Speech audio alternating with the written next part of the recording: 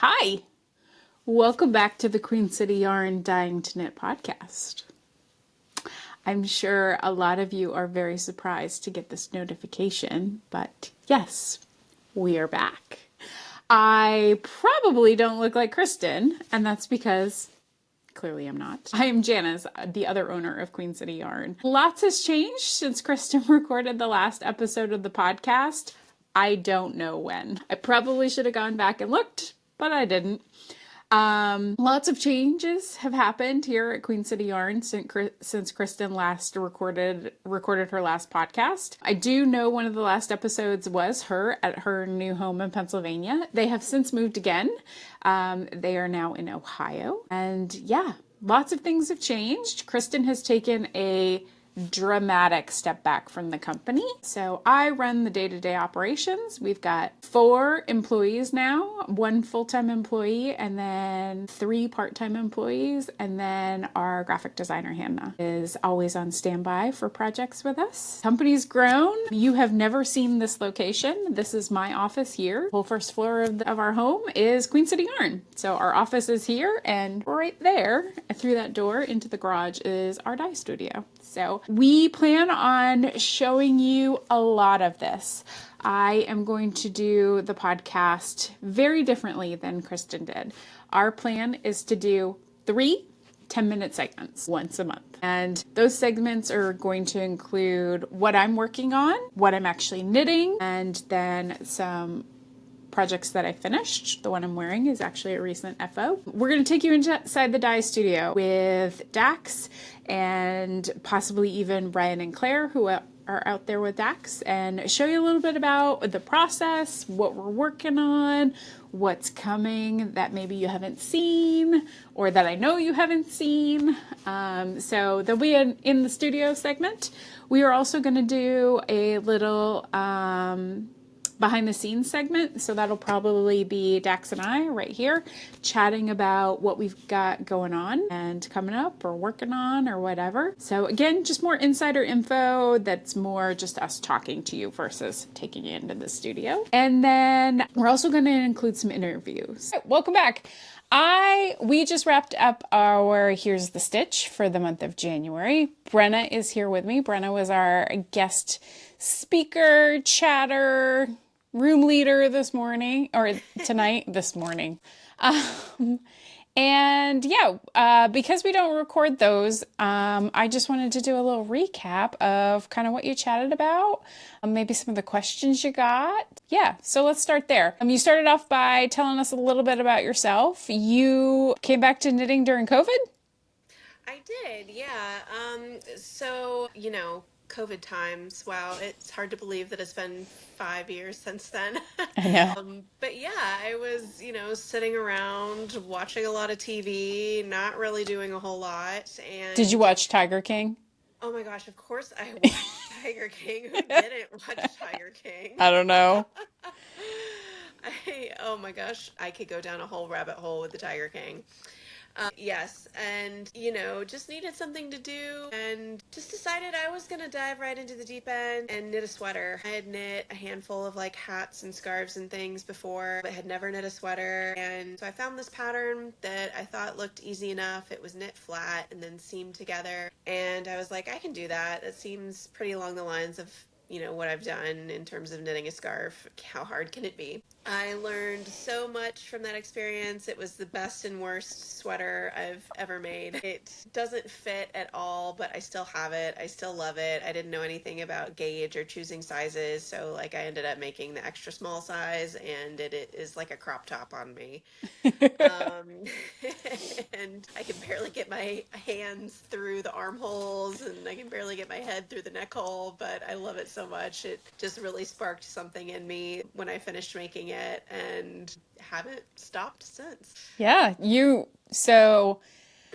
like just knowing you, your experience level and your proficiency at knitting has just exploded since then. Um, Yeah. So that was in like 2021 in the early part of 2021.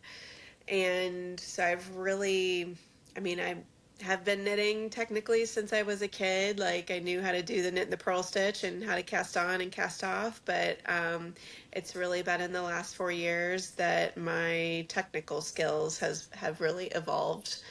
And thank God for YouTube. That's all I can say. Yeah. Yeah.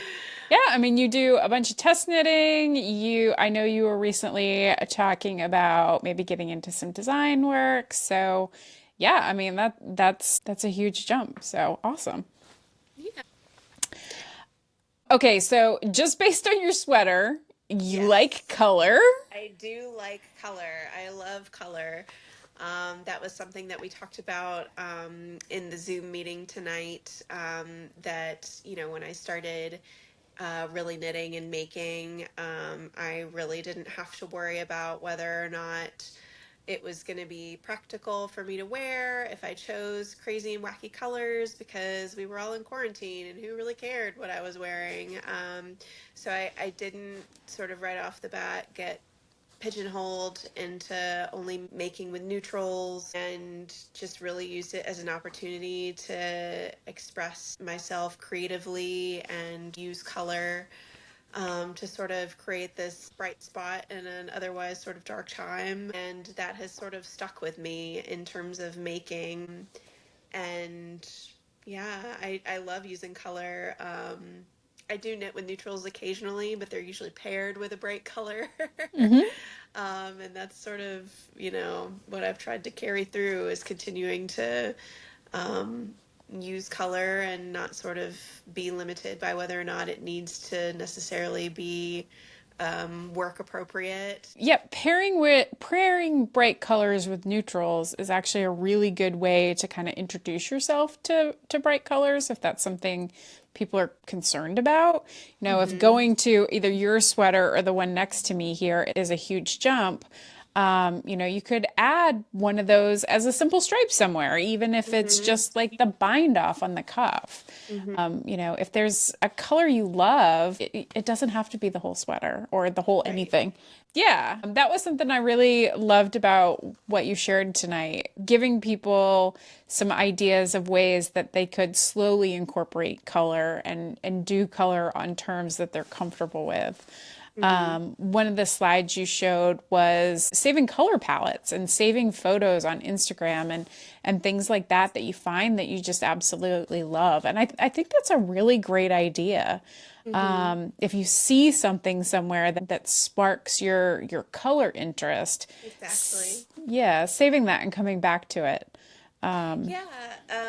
It can be anything that you resonate with. It doesn't have to necessarily be a knit or a garment. I save photos because I work in architecture in my day job. I save photos all the time of people that I feel like I've seen interior photo that's been well designed Hmm. by a designer, and I love all the colors and textures. And it may not necessarily be like, again, it doesn't have to be like a piece of knitwear. Like you can still take inspiration for color and texture from other sources as well. And I think one of the biggest things, kind of going back to the idea of like choosing color, and I talked about this on the Zoom, and whether or not you believe in it is one thing, but I'm like a firm believer is like the seasonal colors. Like people can either be spring, summer, falls, or winters. So I had my colors done, and turned out to be a spring. And whether or not you go and get your colors done, like you don't have to. I think it was the experience that I had in getting them done where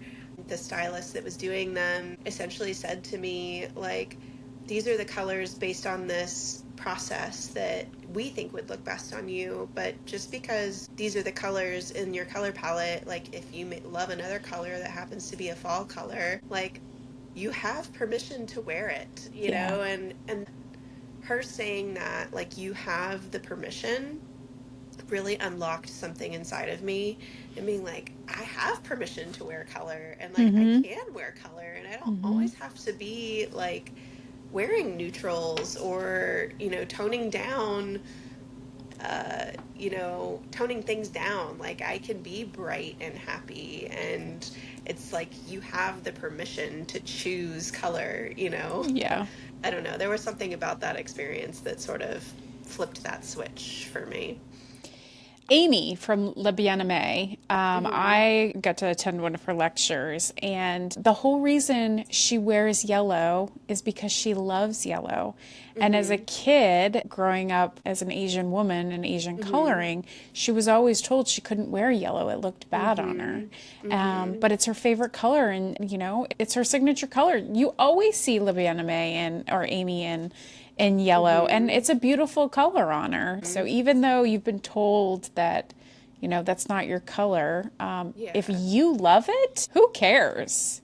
Right. And I Yeah. know Gigi from Gigi Made It had the same sort of experience, was told from a young age that she shouldn't wear orange. It wouldn't look good on her. And now that has become her signature color because it makes her happy. And yeah, there's something to be said for like finding colors that you resonate with and just wearing them and being confident in wearing them because you love them for if for no other reason. Yeah. So that's actually why I'm working on this pink sweater. I have a store-made sweater that I wore to an event this fall, and everybody that night was like, "Hot pink looks so good on you." And I was like, "Really?" So hence the hot pink sweater.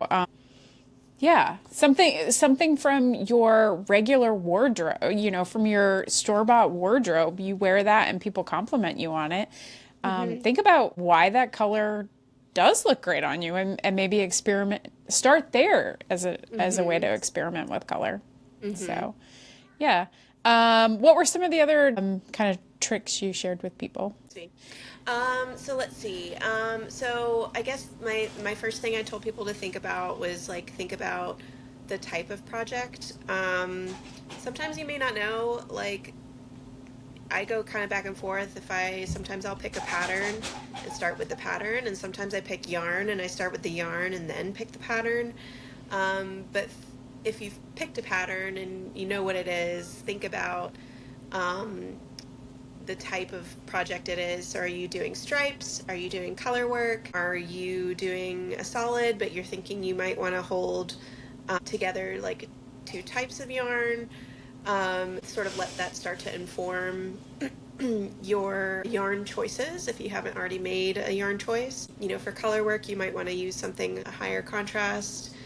But again, maybe not. Maybe you want it to be a bit softer and not quite as strong. So kind of start there and then think about the contrast. My first sort of tip, which we kind of already talked about, was creating on Instagram or Pinterest, like creating your color palette library. Or just a library of inspiration.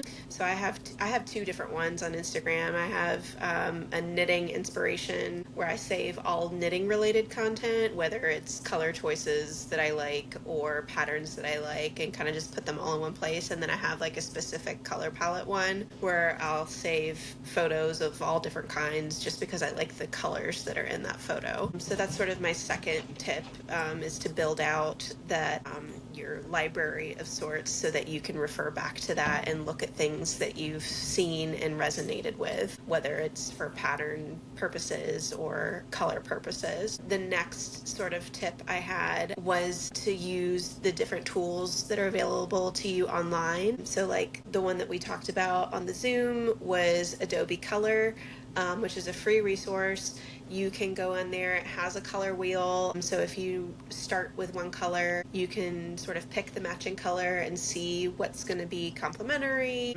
And then they've got all sorts of different color variations on there. And then what I love about it is that you can actually upload a photo. So, like we were talking about, if you've started your library and you have your color inspiration there and you take a photo from that library that you've started, you can drop it into Adobe Color and it will pull 5 different colors out from that photo that it finds, that it has found in the photo, and you can kind of start to play with that, which I think is just such a cool tool. And then the other tool that it has is the ability to like search keywords. So the examples that I used were neons. So I just typed in neons and it pulls up all different types of neon color palettes. And the other example I used was peach. So I typed in peach and it pulls up different peach color palettes. So if you have an idea for a color palette that with just words, you can type in your keywords and search those too, which is really cool. Um, the next tip I had was if you're choosing to use a variegated or a color changing yarn, let that yarn inform your choice for whatever yarn you're going to pair with it. Whether you're using that variegated or color changing as your main color or contrast color, um, doesn't really matter. But what I try to do is I try to pull colors that are already in that yarn, and may not be sort of as prominent, but they're still present, and start to think about using some of those for the pairing color. So that's that tip. And then last but not least is let the dyer do the hard work for you, which is probably the best tip. Yeah. Let the It's the dyer. easiest. It's It's the the easiest. easiest. It's so easy. They've already done the hard work, Yeah. and like they know all of the colors that they've presented to you, whether it's a special edition, limited batch, like with the neons. These are going to pair well together, like the blue and the yellow and the pink and the yellow, and then the hand paints. Like the dyer's already done the hard work for you. Just like choose which one you like best and Hmm. go forward. Yeah. Like Yeah. I know your core collection is really nicely curated as well. All of those colors all go really well together too. So instead of, trying to pick yarns from different brands, which is obviously fun to do and has a Yeah. time and place if you're really struggling, try looking at the colors in the dyer's portfolio, because a lot of times they always match really well together. Yeah. Yeah. And I mean, from the dyer side, if you're on our website and you find, say, Weezer and you love it and you send us an email and you're like, hey, I really love Weezer, but I'm looking to make like a 3-color project. Do you have some recommendations on the 2 other? I promise we will email you back. I Yeah. promise I'm going to email you back on that sooner than something else in my inbox. Yeah. That's the fun part, It right? is. It's the fun Helping part. I'm people happy to choose. help. I'm happy to help. Yeah. So, and I think most dyers are. So, yeah, definitely. You use the dyer. They've done the hard part for you. That's a great Yeah, idea. exactly. Nice. And last but not least was pair it with a neutral. So if you've Mhm. got a fun, bright poppy color, you can always pair it with a neutral shade, whether it's black or white or gray or off-white or cream or whatever color, you can always pair it with a neutral to sort of tone it down a little bit too. Yeah, absolutely. Those are great tips. Was there anything else from tonight you wanted to share? I don't think so. I think that's pretty much all we covered and talked about. We've got a little lightning round. Okay, So, let's do it. all right. I'm not going to ask you the first question. The first question is cats or dogs, and I'm just not going to make you choose between your No, children. how could I choose? Yeah, I'm just not going to do that to No. you. I have both children. I have cats and dogs. Don't make me choose. I won't make you choose. Sweet or savory? Sweet. I Yeah. have a sweet tooth for sure. Okay. Who is your favorite designer? Mm, that's a tough one. I like Caitlin Hunter's stuff a lot. It fits me really well. The patterns are really well written. They're really versatile. Like Ghost Horses, the Ghost Horses sweater is like one of my favorite sweaters I've ever knit. It was also like probably the second or third sweater maybe that I ever knit, and it also has a lot of like mistakes and weirdness to it that I made. But I definitely want to make one of those again. Nice. Sorry. Um, That speaking of cats or dogs, Bo is ready for dinner. um, who is a knitting celebrity you would like to meet? Oh my gosh. I've been to Rhinebeck the last 2 years, and I've had the opportunity to meet quite a few of the ones that I really wanted to meet. I haven't met Hohi Locatelli. I would like to meet her. Nice. And then last, what is something you're either watching or reading? Oh gosh, I just started Yellow Jackets. I know that that has been like a big phenomenon, and I'm like behind on that, but I just finished the first season and I am totally hooked. I'm not usually like a suspenseful, like scary, like, movie or TV watcher, but I, for whatever reason, am just like really kind of hooked into this sort of supernatural tone it's taken. Nice. Awesome. Well, thank you again for being part of our meeting tonight, our little cast on party. Absolutely. I think you gave everybody some really great tips that they can use.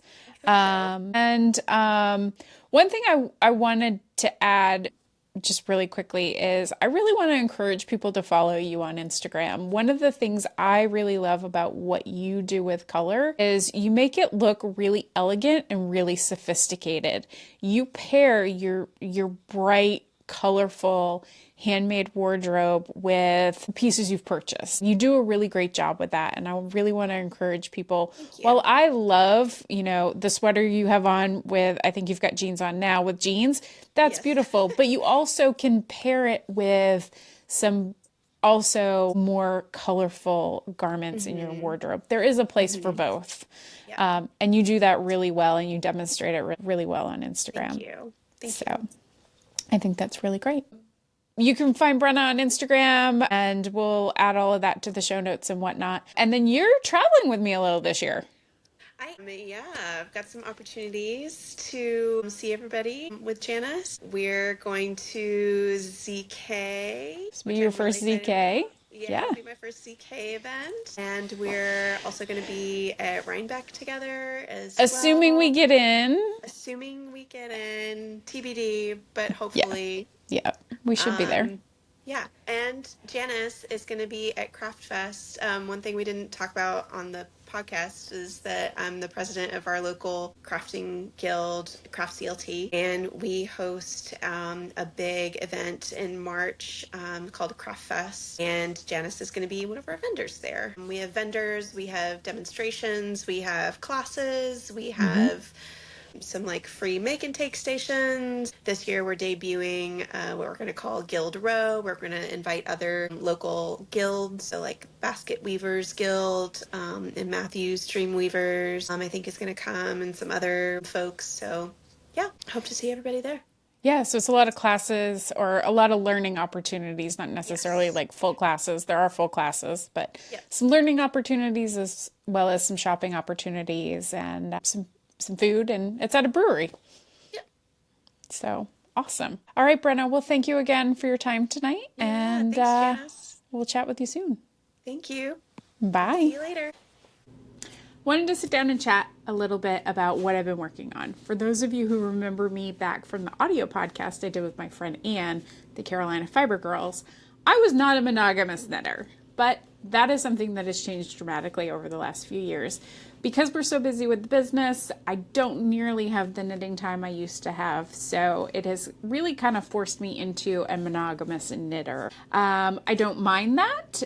I actually find that it is good to make progress on something versus just kind of not doing anything. When I had a lot of projects going on, it was kind of decision paralysis and nothing moved. So having one project to focus on has been a huge benefit for me. So I'm going to share with you the one project I'm working on, and I will also share with you two FOs.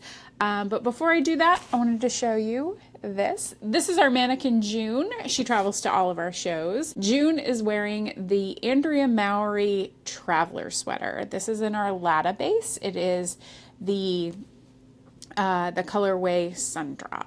And this was my most worn sweater until I finished the one I'm wearing. The Traveler pattern does come with a crew neck version as well as a hooded version. So this is obviously the crew neck. It's not a separate pattern. It's just modifications in the pattern. So yeah, that is Traveler. I love it. So I am also wearing the Coffee Date sweater. This is a Samantha Guerin pattern that will be out by the time you watch this. It is I knit it using our Lada Sport or our Lada Classic, which is a sport weight, and then our Bernice, which is a lace weight Surrey alpaca. So this is in the colorway Rusty Pickup Truck. I love this sweater. It is lightweight.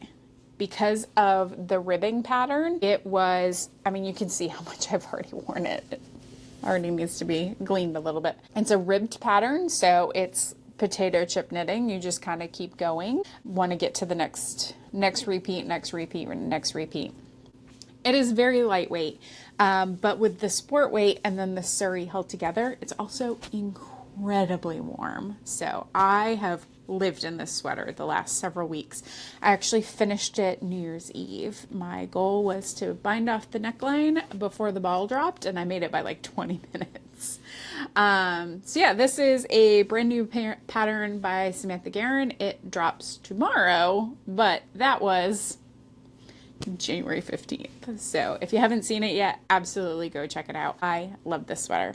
Like I said, it's been a really, really, really cold winter here for North Carolina. We generally get some cold snaps and then we kind of bounce back, and we got our cold snap and we haven't discovered the bounce back yet. So I have been absolutely living in this sweater and love it. So that's my first FO. My second FO is a hat. I finished this, I don't even know when. I did cast this on after Christmas. I needed a quick and really simple on the go project because this wasn't going on the go with me. And it occurred to me this fall/early winter at the Panthers games that I do not have a simple, neutral accessory set. Don't. There was a football game that we were at. It was super cold. I had on a Spin Cycle plump hat. So it was obviously Spin Cycle fun, bright colors. I was wearing some red and white color work mittens. And then I had on some kind of cowl. I don't know what it was, but again, it didn't match either of those things. So one of my goals for 2025 is to make myself a matching accessory set. And the first piece was my hat. I used the Musselburgh pattern by Isolde Teague, and that pattern calls for you to start at the tip and you increase, and then you're supposed to keep knitting and knitting and knitting and then decrease. So your hat then folds up in on itself and is double thickness. And I didn't want to quite do that, but I wanted something super, super warm. So I, again, used our Queen City Yarn Latta. It's a sport weight, non-superwash merino rambouillet. It's 312 yards. So I held this with Bernice, which is our lace weight 450 yard Surrey alpaca blend. And I took the alpaca and I held it double along with the Latta. So it's actually 3 strands held together. And I love this hat. It is incredibly warm. But what I did was I made it what I think is the perfect length. So it is long enough to be worn slouchy and kind of casual.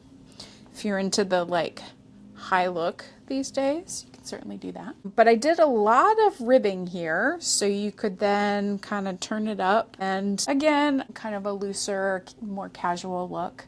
But then you can pull it tight down and then fold up the ribbing, and you have basically double thick ribbing, particularly over your ears, which is something that bothers me. The wind and the cold just really, really bothers my ears these days. So I love my hat. So these are my 2 FOs for late December. I did also finish a pair of socks just before Christmas for my brother-in-law. Those are my most recent finishes. My only whip.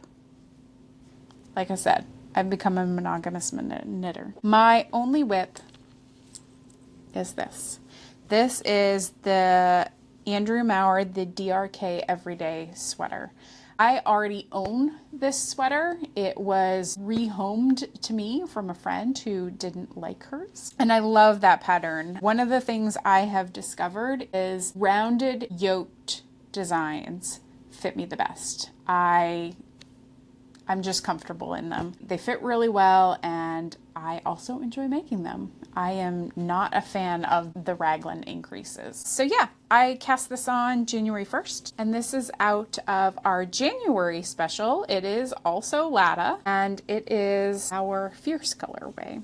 So our special for January was to take some of our bright colorways that we do on our more traditional bases. We call those our superwash bases. On our more traditional bases that lots of indie dyers also carry, and take those bright colors and put them on Lada. So we've done that with 3 different colors, and I chose to use Fierce.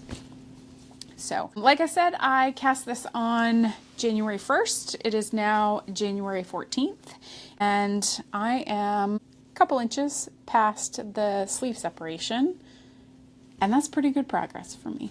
So, I am super, super excited about it. So, that's what I've got here. We'll catch you in the next segment. Hey, Dax. How are you? Awesome. Figured I would come out and get some video of what you're up to. Cool. I am currently twisting a custom colorway that we did with Spun in Ann Arbor. They're one of our new stores, aren't they? They sure are. It's pretty. Thank you. We designed it based on the Progress flag by Daniel Quasar for their upcoming February fundraiser. Well, let's see you twist it.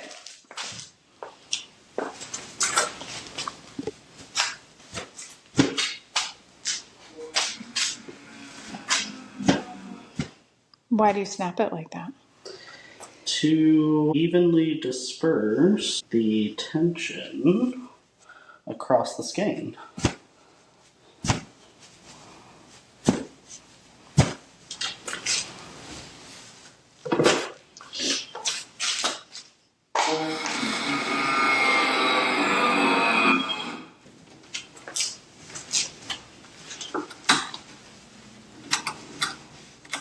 Is the knitting double-pointed needle like a key part? Not necessarily.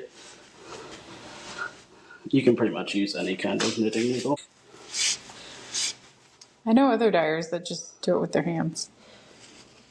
That's fair. That's fair. I definitely think the needle helps, especially when you have little tiny hands. Yeah. But yeah. So it looks very different in the skein, twisted up like that, than it does after you dyed it up. Yeah, it does. Which I love, honestly.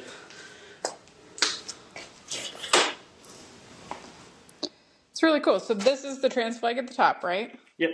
Yep, the trans flag here, then the 6 original stripes from the 1989 flag, and then we have the representation from the Progress chevron flag for BIPOC individuals and people who were lost during the AIDS crisis. Awesome. That's really cool. So this is something we did as a custom color for, like Dax said, the Spun store in Ann Arbor. Do we know when this all goes on sale and what the detail is? I know we have to ship it to them tomorrow. Yep, the shipping date is tomorrow. Yep. The fundraiser is happening February something. We'll plug them in. And it is for the fundraiser for the Ruth Ellis Center, which is a Detroit-based organization that helps with LGBT youth. Awesome. Cool. It was a fun project. I think you enjoyed doing it. Yeah, I really did. This is like the very first project that Dax has done kind of on their own from start to finish. Although I had a lot of help from Carol from Spun. Yeah, so that's what the collaboration's all about. The two of you really worked together on this, and you ended up doing, 3 different versions before you settled on this final one? Yes. So, awesome. All right, thanks for taking us into the studio today. No problem. All right, get back to work.